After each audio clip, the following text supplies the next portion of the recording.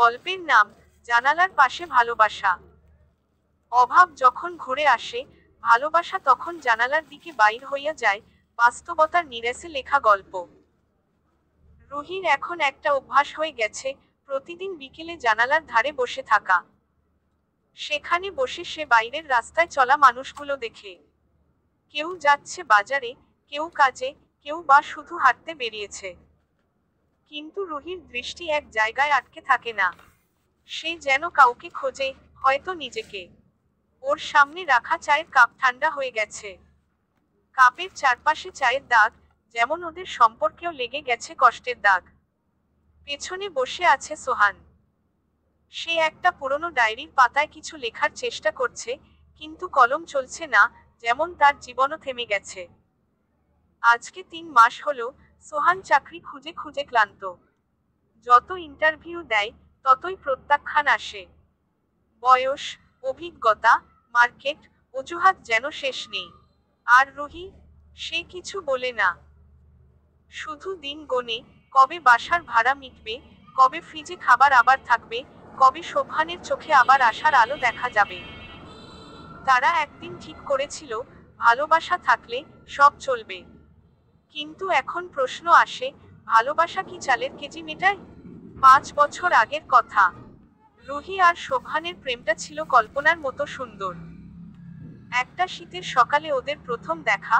সোহানের গায়ে একটা maroon sweater, রুহির চোখে ছিল স্বপ্ন। ওরা একসাথে ঘুরেছে, হাসছে, একসাথে টিউশনের টাকা বাঁচিয়ে জন্মদিনে উপহার কিনেছে। রুহি বলতো, একদিন আমি তোর পাশে থাকবো, যাই হোক না কেন। আর সোহান বলতো, অভাব আসবেই, কিন্তু তুই থাকলে অভাবও সাহস পাবে না দরজায় কড়া নাড়তে। ওদের বিয়ে হলো খুব সাদামাটা। বন্ধু বান্ধব, অল্প মানুষ, কিন্তু অনেক ভালোবাসা। আজকের দিন, ঘরে এখন আর সেই হাসি নেই। রুহির মুখে কথাও নেই, চোখে রাগও নেই, যা সবচেয়ে ভয়ঙ্কর।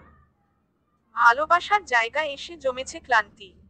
একদিন সোহান বলল, তুই কি আমার সঙ্গে আর থাকতে চাস না? রুহি তাকিয়ে বলল, ভালোবাসার জন্য থাকতে চেয়েছিলাম, কিন্তু এখন টিকে থাকার জন্য লড়তে হচ্ছে। ভালোবাসা বাঁচানোর চেয়ে পেট চালানো বেশি জরুরি হয়ে পড়েছে, বুঝিস? সোহান চুপ করে গেল। সে জানে রুহি দোষ দিচ্ছে না, কিন্তু এই কথাগুলো যে একটা পাথরের মতো ভারী। সেই রাতে সোহান অনেক রাত পর্যন্ত জানালার ধারে বসেছিল। পাশে ঘুমিয়ে থাকা রুহিকে দেখে মনে হচ্ছিল, এই মেয়ে আগের রুহি না, এই মেয়ে এখন যুদ্ধ করতে করতে ক্লান্ত, আর নিজেকেই ভুলে গেছে। পরদিন সকালে সে উঠে দেখে রুহি নেই।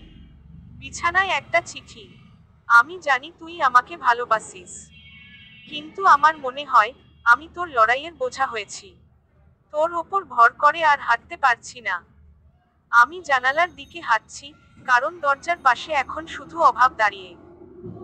ভালোবাসা কাঁধে ভর না দিলে বাঁচতে পারতাম।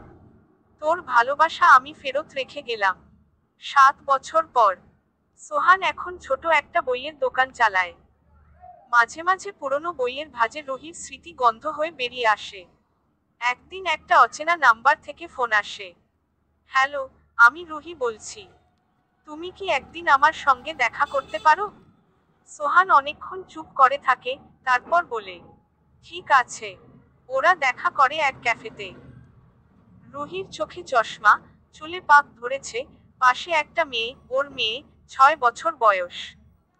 সোহান কিছু বলে না। রুহি বলল, তুই রাগ করিসনি তো? সোহান বলল, তুই দরজার পাশে থাকতে পারিসনি। আমি জানি, অভাব ছিল।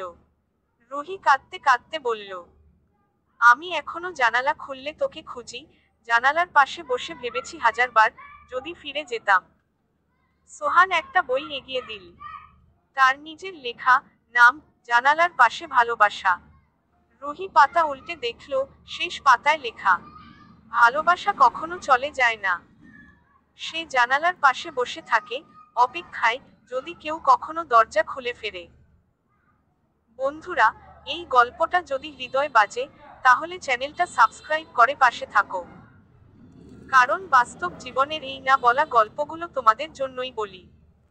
কমেন্টে জানাও, তোমার জীবনের জানালার পাশে বসে থাকা সেই ভালোবাসা এখন কোথায়? ভালোবাসা যেন কষ্টে ছেড়ে না যায়, আর অভাব যেন সম্পর্ক ভাঙার কারণ না হয়। গল্পটা ভালো লাগলে চ্যানেলটি সাবস্ক্রাইব করে রাখুন। ধন্যবাদ।